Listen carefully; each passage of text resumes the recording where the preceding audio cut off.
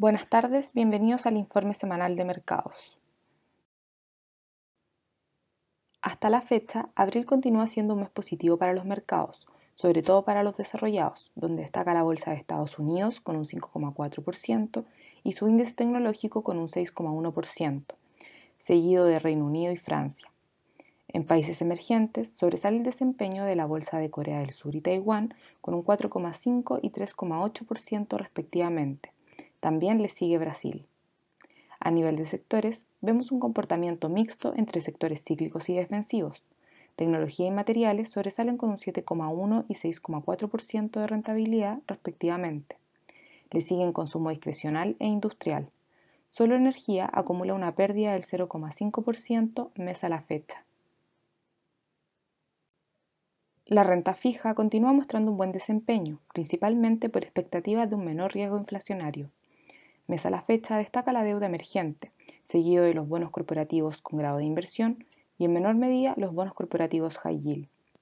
En el gráfico de la derecha vemos que la tasa de los bonos del Tesoro ha disminuido desde el 1,7% a finales de marzo hasta el 1,59% al cierre del viernes, favoreciendo el desempeño de los bonos mes a la fecha.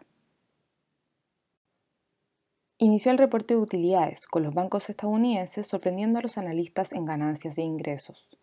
A nivel general, esta expansión se explica por una mala base de comparación durante el primer trimestre del 2020 a inicios de la pandemia.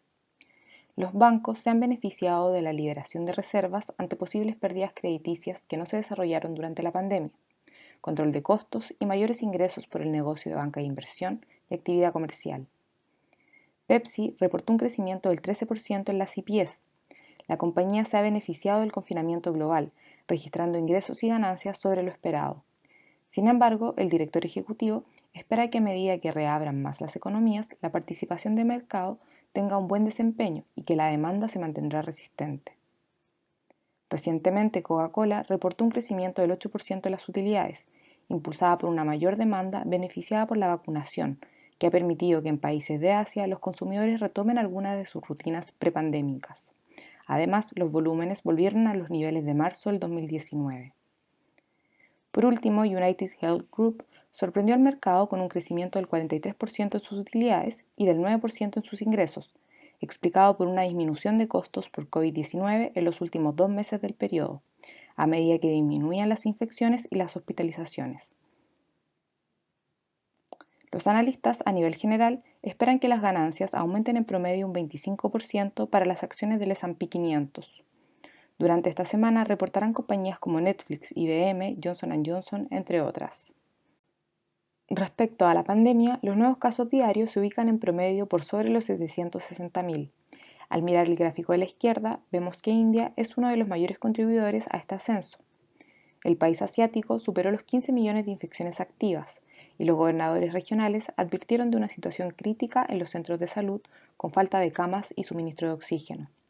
De hecho, las autoridades nacionales han restringido el uso industrial de este gas para redirigirlo al uso médico. Alemania también ha visto un aumento considerable de los nuevos casos. La canciller Angela Merkel busca implementar nuevas restricciones. Sin embargo, en otros países de Europa se ha iniciado un proceso de flexibilización de las medidas de confinamiento. Portugal levantó la suspensión de vuelos con Reino Unido y Brasil para viajes esenciales y permitió el funcionamiento de restaurantes, centros comerciales, escuelas y universidades.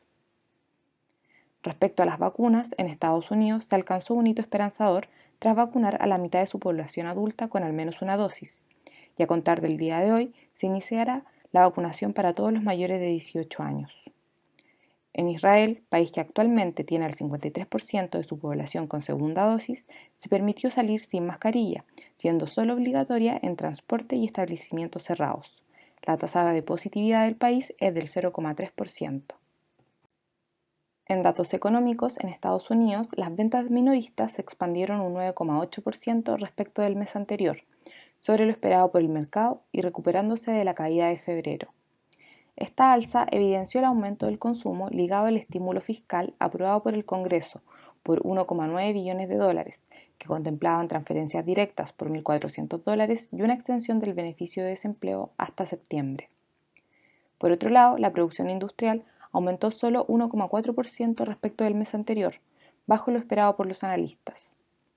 Como vemos en el gráfico, el consumo se ha recuperado de la fuerte caída durante el inicio de la pandemia en el país. Sin embargo, la producción industrial aún no llega a los niveles prepandemia. En China, durante el primer trimestre, la economía se expandió un 18,3% respecto del igual periodo del 2020. La cifra estuvo bajo lo esperado, pero marcando un récord de crecimiento desde el inicio de la pandemia. Sin embargo, según la Oficina Nacional de Estadísticas, el crecimiento interanual se explica por el efecto de base de comparación, así como también por el aumento de las jornadas laborales en el año nuevo lunar. La expansión se vio contribuida por la mayor demanda externa y el apoyo fiscal a pequeñas y medianas empresas. Por el lado de la oferta, la industria contribuyó positivamente con un crecimiento interanual del 24,4%, seguido de los servicios con un 15,6%. En otros datos, las ventas de retail en marzo se expandieron un 34% a 12 meses, sobre lo esperado y mayor al máximo anotado en febrero.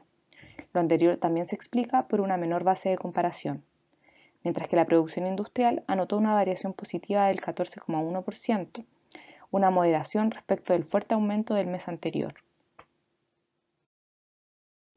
Con esto finalizamos las principales noticias y datos económicos que han movido los mercados durante los últimos días. Muchas gracias.